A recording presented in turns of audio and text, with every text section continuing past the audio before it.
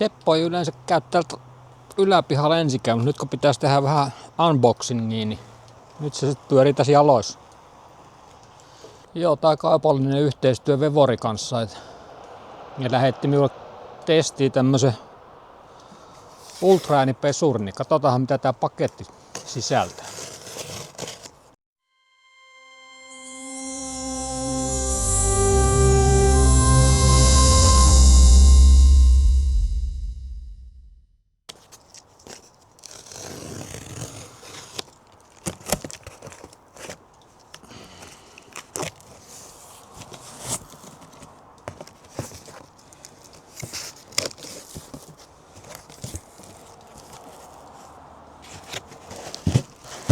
Hyvin ainakin pakattu. Jaha, ja Seppo on näköjään tarvii pelastusta taas. Tulepas sieltä. Jatkaa hommia. Pitäis rajalankaa laittaa vissiin vähän paremmin tuonne. Mitäs meiltä täältä löytyy?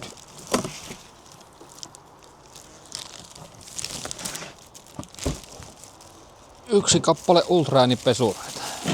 No nyt se Seppo meinaa kaataa kameraa. Mene sinne puita tekemään vai.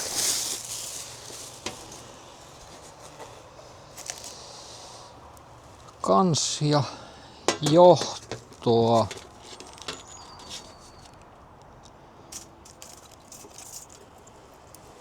Mikäs pesupallo tää? No, pitää lukea ohjekirjaa varmaankin. Nyt on teippiä letkulle ja on varmaan poistoletku. Ohjekirja. Värjäilemme tällä enknallilla. Small cleaning basket. Niin joo, tää ei ole mikään pesupallo, vaan tänne saa jotain pieniä osia sit, jos tarvii jotain pientä niinku putsailla. Sitten meillä on kori täällä ja et se varsinainen pesuri.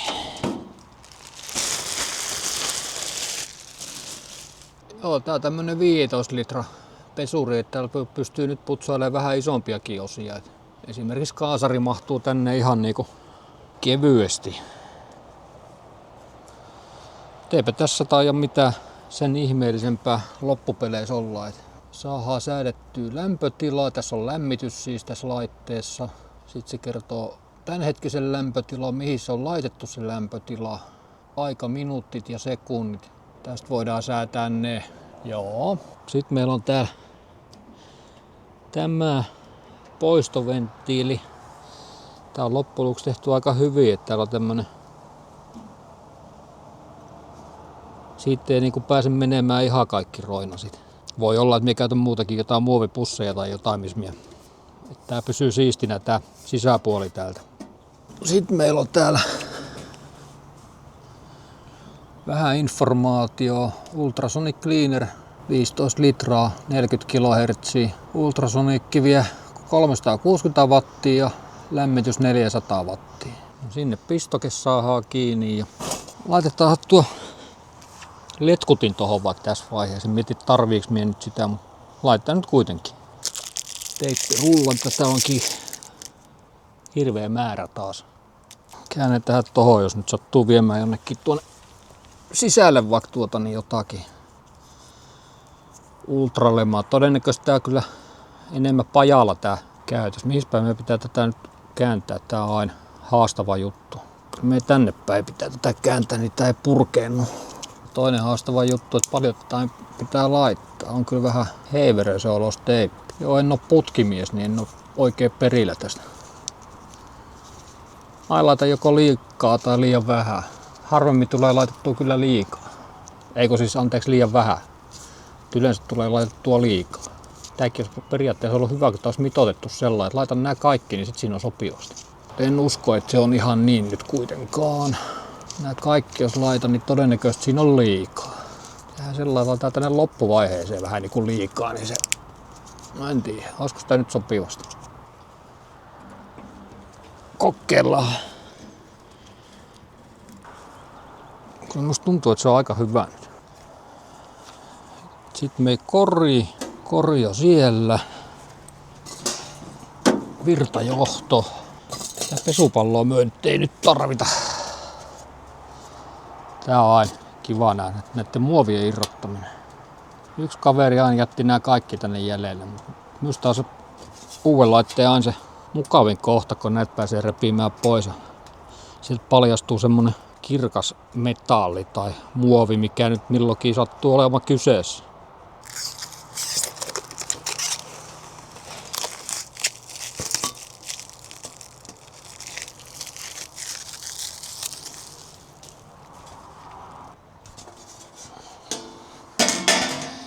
Nää on aina.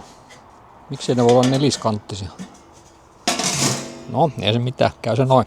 Sitten vielä johto. Katsotaan, pitääkö meidän siirtää tätä tuonne vähän lähemmäksi pistorassia. Kyllä meidän täytyy.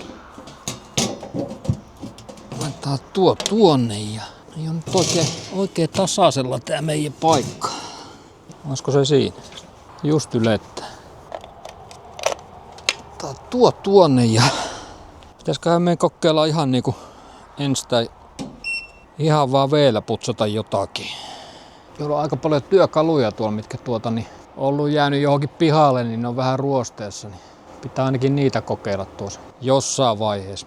Nyt voisi ihan jotakin vähän semmoista ennen ja jälkeen versio tehdä. Meinasin tuossa käydä putsailemaan ämpäriä, mutta nyt ei olisi mehän tässä ulkona, niin mulla on tässä puutarhan letku. Kyllä mä täällä saa.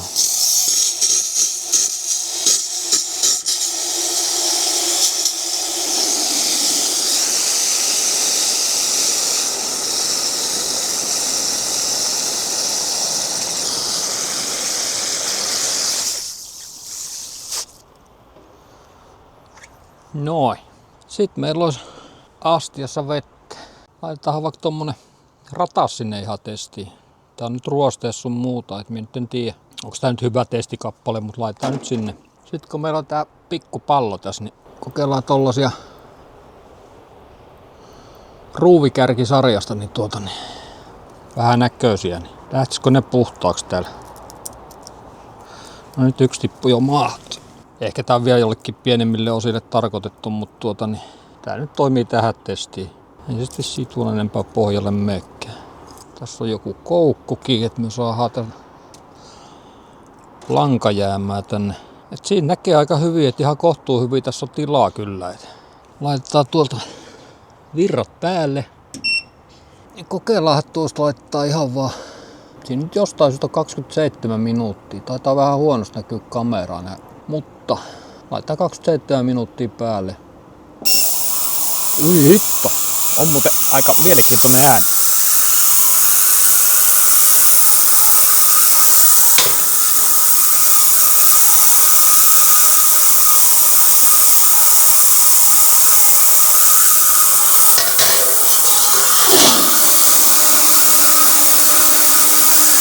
Tää kyllä melkoista meteliä.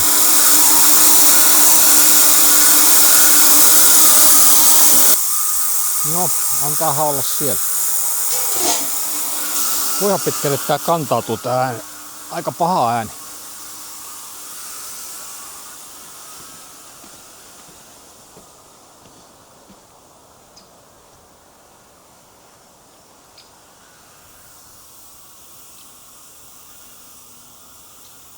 On aika kova ääni. Kuuluu tännekin aika kovin. Sitten löytyi tämmönen kaasutin, niin viskataan tää vielä tonne kaikkien muitten sekaan. Katsotaan miten tälle käy. Sinne uimaan.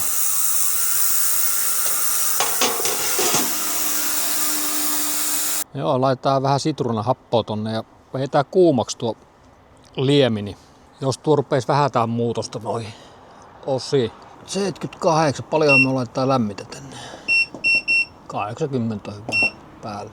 Ruuvikärkisarjasta niin aika hyvin lähti nämä kaikki puhtaaksi tässä. Näissä ei niinku ole mitään sanomista. Ja tässä oli siis nyt käytetty hiven sitruunahappoa. Ratas on jo melkein puhas ruosteesta, mutta tuonne vähän jäi tonne ylälaitaan. Aika hyvin lähti. Sitten tämä sitruunahappo olikin aika mielenkiintoinen tämän kaasuttimen kanssa, kun tää on tämmönen Kiinan kaasutin. Täällä nyt ei ole mitään ihmeellistä. Ja tästä näkee hyvin, että toi sitruunahappo ei poista tuommoista rasvasta likaa niin oikein kunnolla kyllä pois. Tästä pinnasta se hävitti sen kuparin värisen pinnoitteen mikäli oli. Sitten se on lähtenyt aika hyvin syömään tästä metallia niin kuin pois ihan kunnolla, mutta on se nyt kohtuu puhas siis sellainen. Joo, minulla oli ajatuksen seuraavaksi, että tätä kaasuttimen vielä niin kuin tavallaan tähän seuraavaan testiin, niin laittaa vähän käsiastianpesuainetta tuonne, niin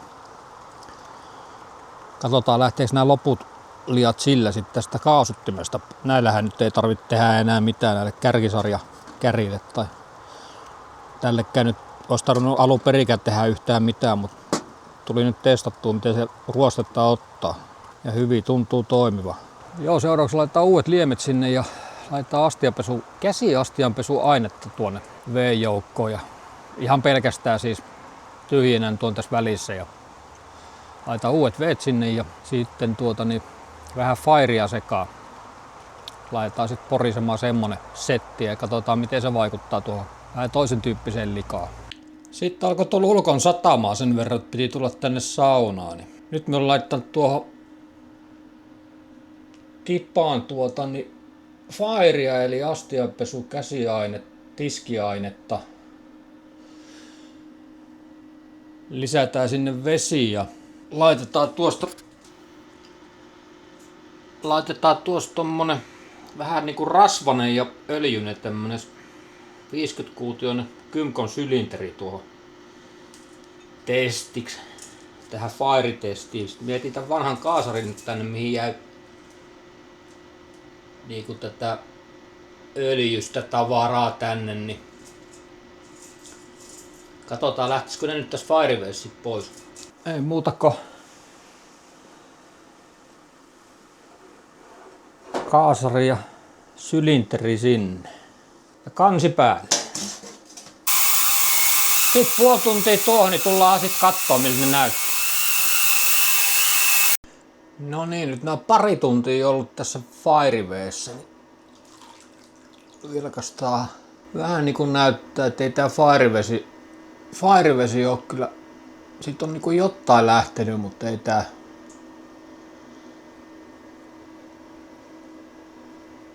Tästä pitäisi ihan jotain rasvanpoistoainetta käyttää.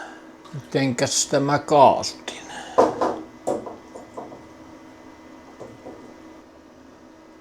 Kaasuttimessa nyt on melkein lähtenyt kaikki, mutta kyllä me kokeillaan vielä se rasvapoistoaine laittaa tähän. Niin katsotaanhan miten se tekee. Niin tyhjennetään tää. Tässä tosiaan on aika kätevä tää tyhjennyssysteemi. Sitten kokeillaan vielä tämmönen liuos viimeksi. Niin katsotaan mitä tää tekee tuolle kaasuttimelle ja sylinterille. Ei muuta kuin sylinteri ja kaasutin sinne uimaan. Laitetaan tuo 27 minuuttia taas, kun se tuossa on taas valmiina. Niin muuta kuin päälle vaan ja katsellaan taas hetken päästä. No, nyt on ainakin liemet sen näköiset, että jotain on tapahtunut. Vie tonne pihapöydälle ja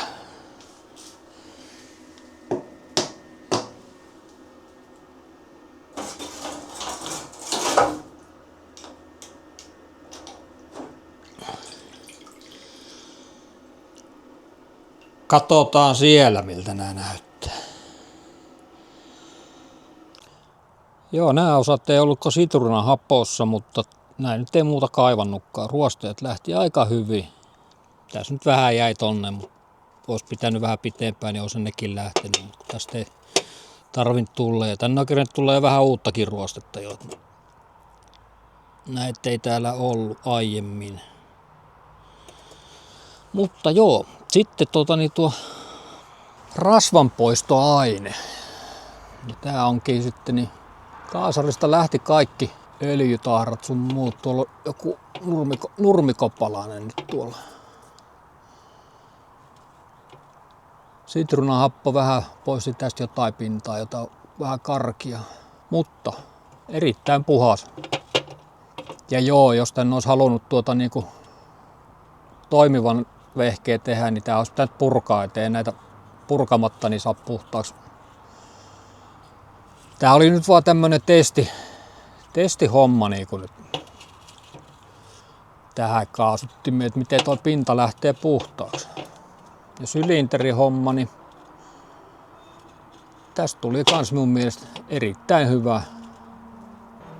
Erittäin hyvä ja puhas kyllä. Kyllä tuolle käyttöä tullaan tuolla pesurille. Mutta joo, tämmönen oli tää Vevorin ultraäänipesuri putsausvideo tällä kertaa, niin seuraavaksi voitaisiin katsoa vähän, että mitä epäpuhtauksia kannattaa putsata milläkin aineella. Otetaan vähän kattavampi homma tohon, että niin mihinkin. Et tuo ruosteeseen nyt on sitruunahappo erinomainen, mutta käydään vähän muitakin aineita läpi joku kerta. Niin tässä nyt oli tällä kertaa kaikki, niin kiva jos katsoit tänne asti ja pistä peukkuun jos tykkäsit. Pistä kanava tilaukseen. Se on morjens!